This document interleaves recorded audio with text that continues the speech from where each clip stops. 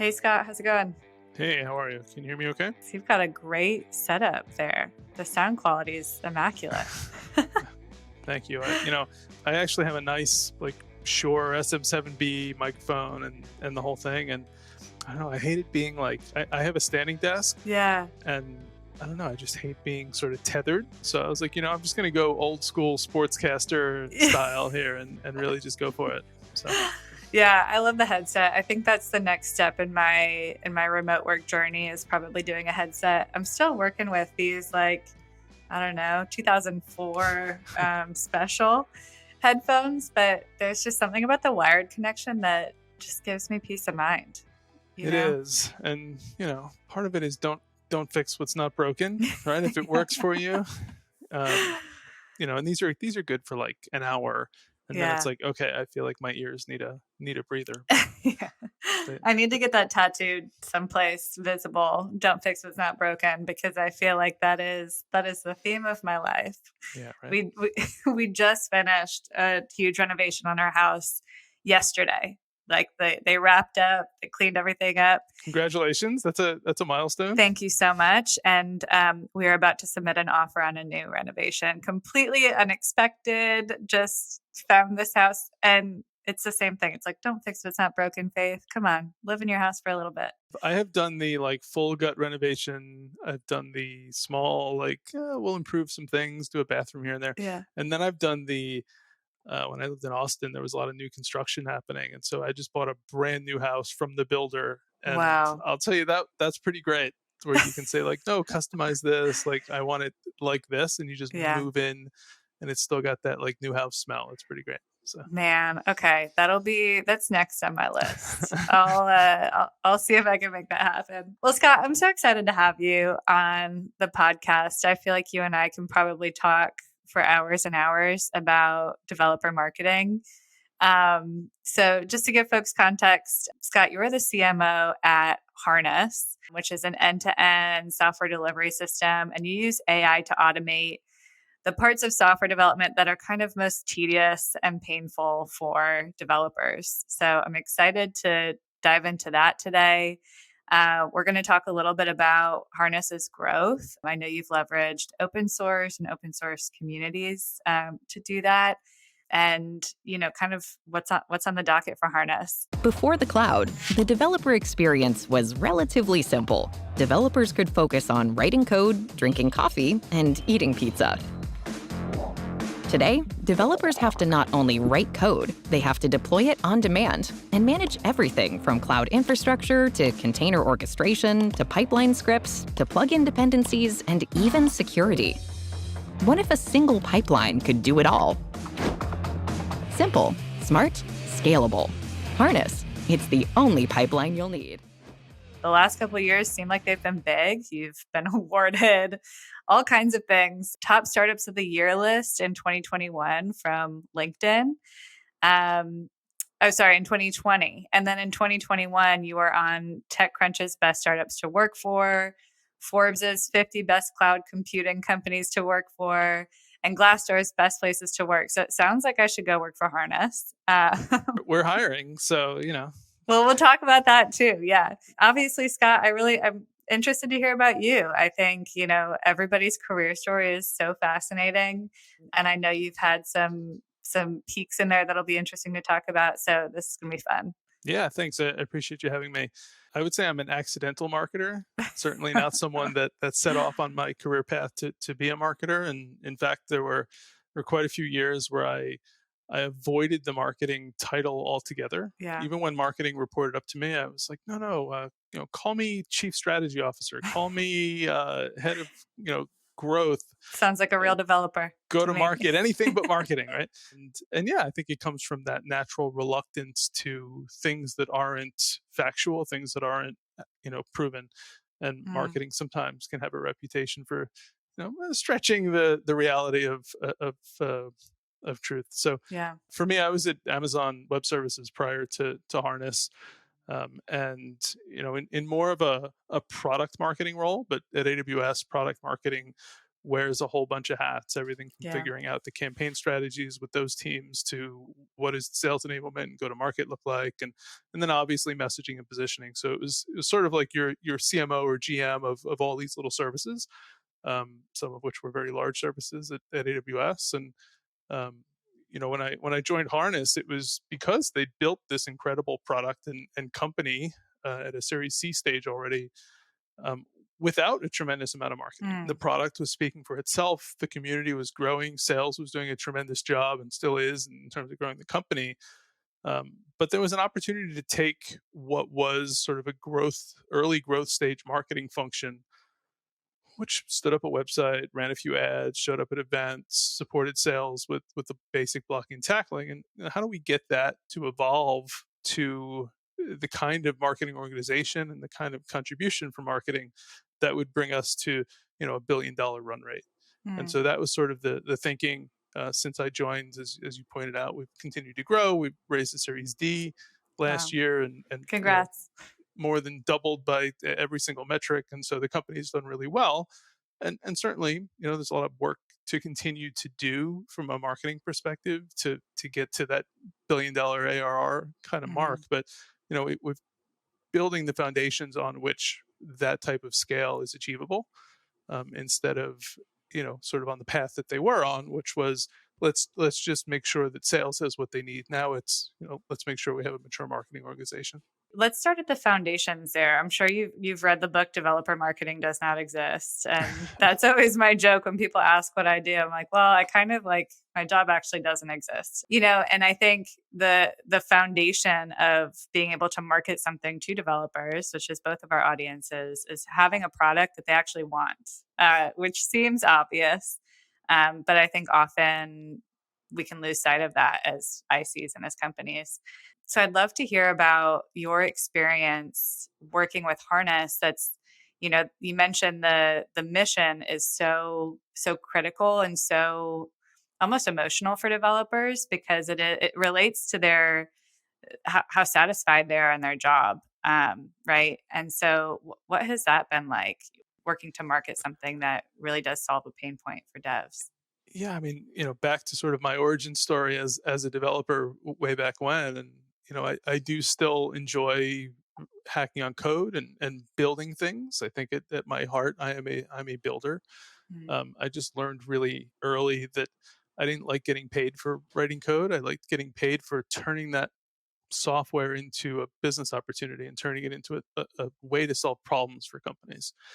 I think you hit the nail on the head in terms of developers care about things that they like, and how do you articulate that in a way that doesn't sound like marketing, right? That sounds back to the truthiness meter, of like, okay, is what I'm telling you real? Can someone identify this product, download it, sign up for it, use it, and in minutes realize the value of that in a way that's tangible? And I think developer marketing is a very real thing. Anyone that, I know the book has a kitschy title, but it is a very real thing. The nuance for me, for Harness, for anyone that I think is going to be successful here is, how do you turn what could be a fluffy marketing pitch into something more tangible, into, you have a problem right now, I have a solution right now, and in 5 minutes you can quickly see that I'm not full of it, right? Right. And I think it's that level of just authenticity that has to come through, as opposed to talking at a level where you've lost all of their trust before they've even tried your product, which is really easy to do. We're the best transformational digital, XYZ. Like, they're just going to go to the next thing on Google and try that one instead, because you've already lost credibility, right? Right. And so I think making sure you're always talking at the right level, making sure you're delivering value as quickly as possible, is sort of the quick route to a developer's heart. Right. And then if they have a great experience in the product, then they can become your champion and they can go tell everybody else how great this thing is. Yeah. And I know, one of the key levers for growth at Harness has been your open source community. And so I'd love to hear your perspective on the foundations of that, the impetus, and how you've seen it boost community engagement and then ultimately growth on the product side.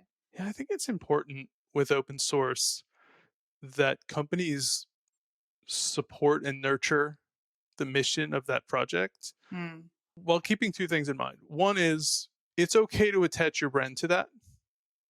Like, you don't have to keep it so far away that no one knows it's yours. right. Like, I think there's actually comfort in knowing that there is a bigger company behind this thing, so that if I spend my time integrating this into my workflow or bringing this into my organization, it's not going to disappear because someone gave up on it next week, right? Yeah. And so I think, don't be afraid to attach your company to something in terms of an open source project, but at the same time, don't smother it with your brand either. Like, it should be a standalone entity that can operate and have governance and have transparency and visibility. And I think I've had to do this a number of times in my career, and there's a balance. You don't always get it right. I think at Harness we've done a good job of navigating choppy waters Mm-hmm. with the open source world, and making sure that some of our key projects like Drone for CI, or Litmus for chaos engineering and resiliency testing, like those are both thriving communities as a result of Harness's involvement, not despite it, right? And I think that's sort of the balance to get right. Right. It's also important that marketing leaders and product leaders understand that not everyone is going to find a path from an open source product to your commercial offering. Mm. At every company I've ever been at, there's always a conversation that happens at some point with an open source project of like, well, how do we get these people to pay? Right. And it's like, well, not everyone that signs up ever has an intention to pay. Not everyone has a use case where paying is important. And not everyone wants to abandon being a builder for being a user. Mm. And it's that last one that I think a lot of people, it's easy to forget that. Right. And so thinking about it in terms of, there are companies and teams where finding the best open source project and then building a team around it who is going to turn that into a project or product within your organization. There are people who, like, that's what they want to do. And it doesn't matter how much push you give them to try and move over to our paid SaaS version or our commercial offering.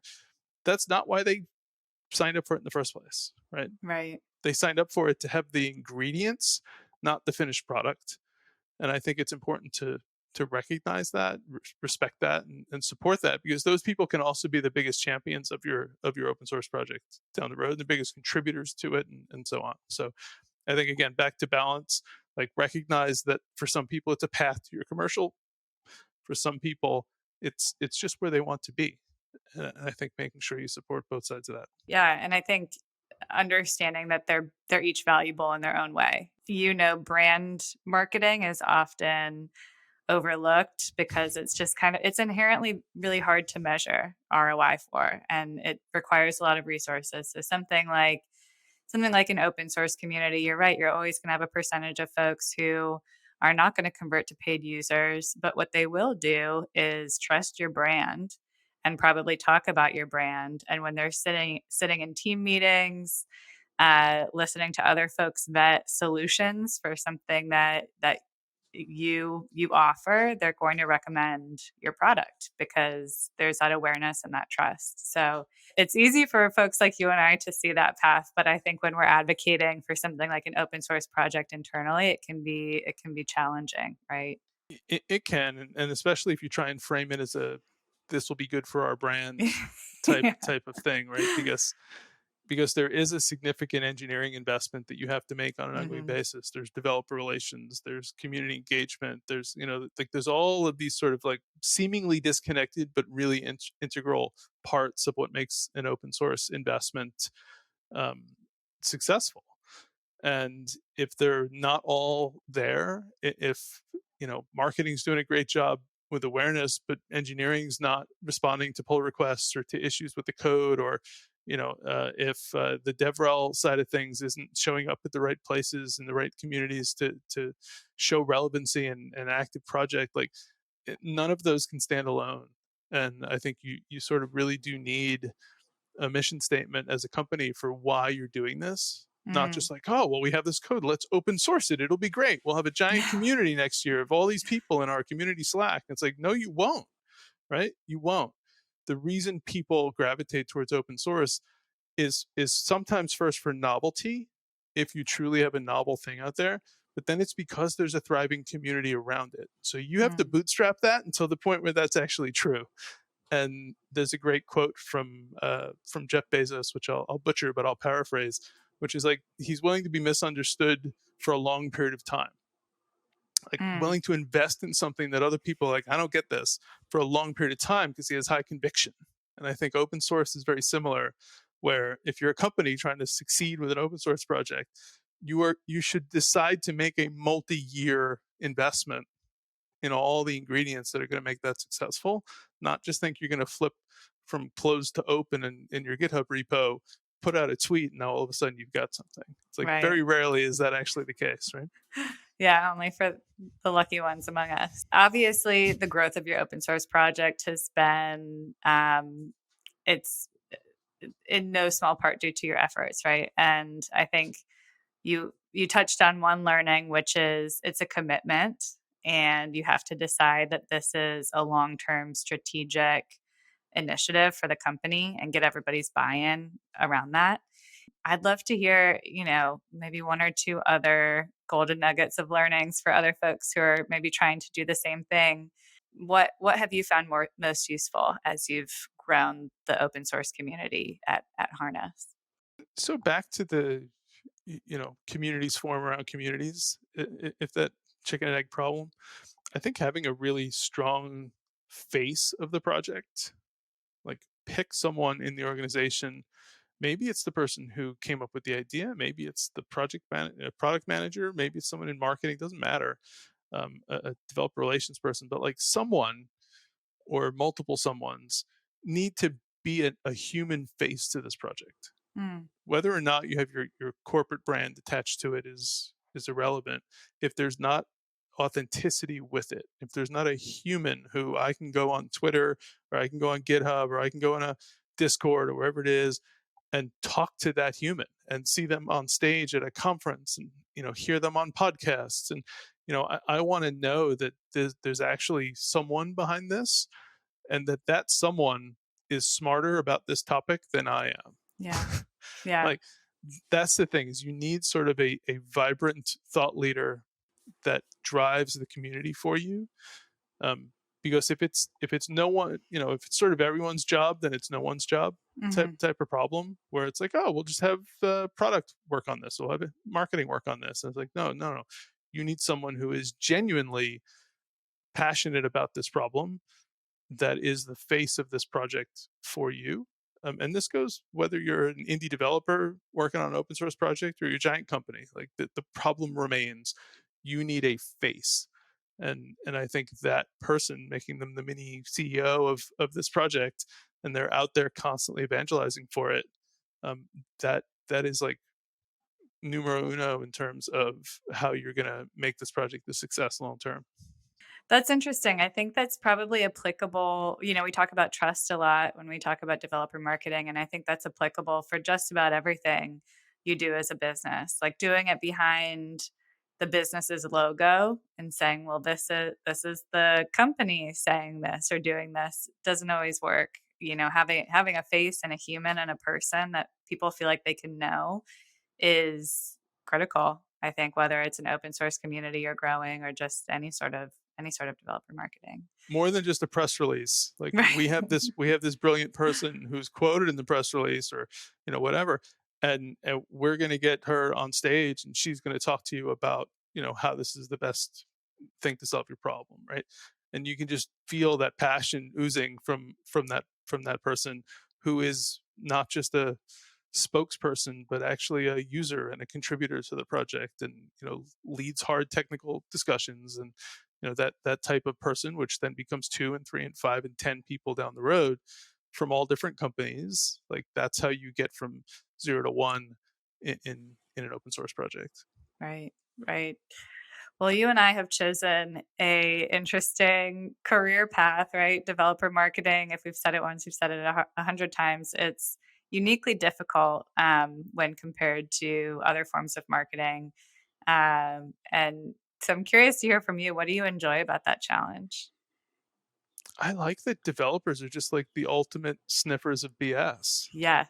Like there is, and like coming up sort of through that path, I can sniff most of it myself, and anyone that's worked with me or for me um, can attest to the fact that like I push back on a lot of things. I'm like, this sounds fluffy. This sounds like nonsense. How do we quantify this?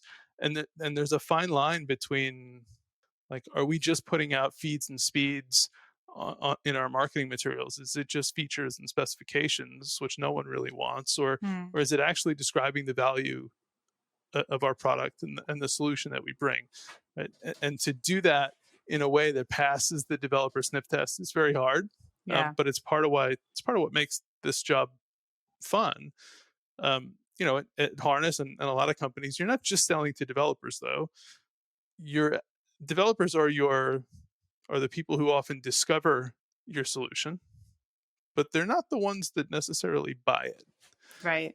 And so we do have a self-service motion at Harness. People can sign up for any of our software delivery products, but ultimately a lot of our revenue comes from them discovering it, and through a enterprise sales motion, or other people. We have a CIO who comes in and says, I'm transforming how we build software here at this bank or this airline or whatever it is, and our thousands of developers, we're gonna have them use Harness, right?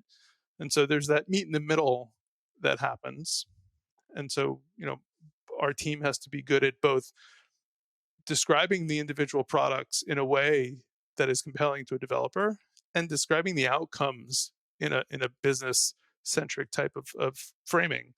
And, then teaching our salespeople and our SEs and our partners how to find that story and meet in the middle when you are in a sales process.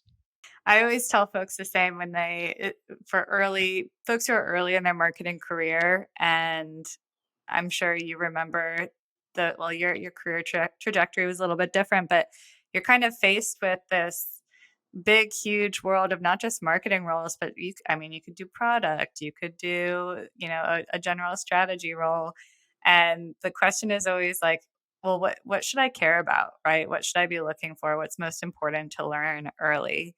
And my sense for folks who think that they want to do marketing long term is like start with the hardest group to market to. And if you can market to that group, and if you can speak well to that group, then you can do anything. You can write copy for any kind of product or service.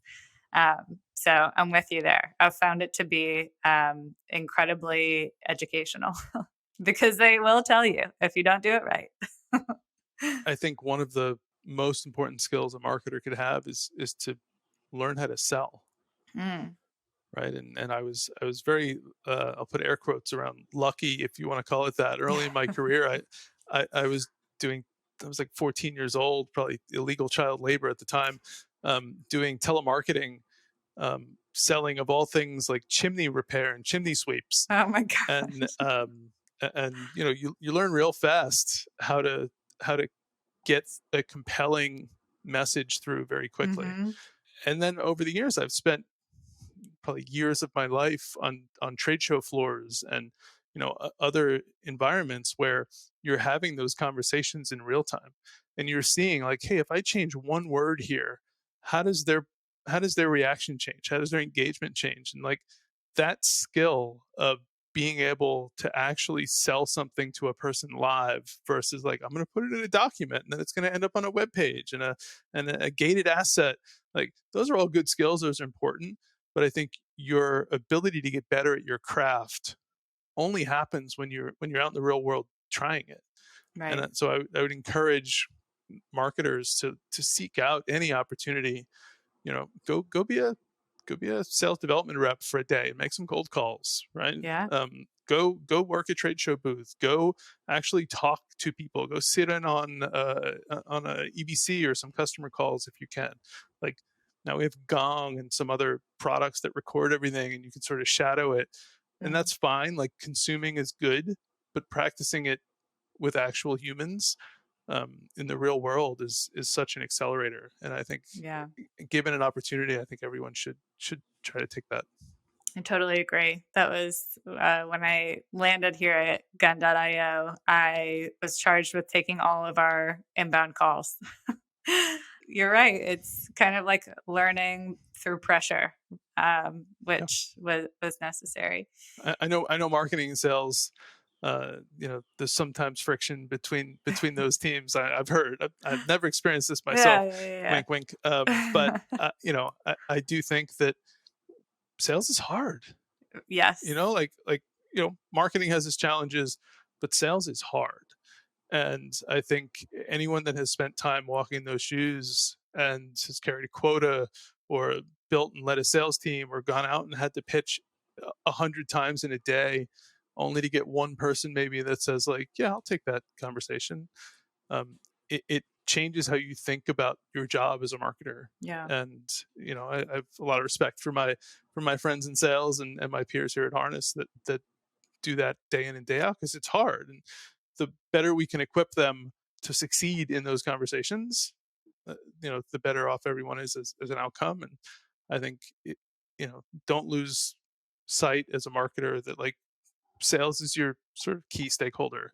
Right. They're your primary customer, for sure. And the more you can get aligned on what's necessary. I know we talk about developer marketing, but like ultimately at some point, generally a salesperson gets involved, right? Yeah. And so, even if it's just helping your friends in sales understand how to have those tough, data-driven developer conversations, or, understanding where they're seeing friction and adjusting your enablement to help them overcome it. It's like it's really important work that is often brushed aside because there's a launch coming up, or there's this happening, or there's something else, right? Like don't forget about the importance of that follow through all the way through to revenue. It's good advice. Very sound advice. Well, you've seen both through like your work as a developer, but also at Harness. Harness serves teams of all sizes. And so I'm sure you've seen your fair share of development teams. And it's something that we think a lot about here at Gun. Like what makes a great team? And of all the great teams we've ever seen, what's common among them? What makes them tick? So I'd love to get your sense as somebody who's been embedded for so long with development teams.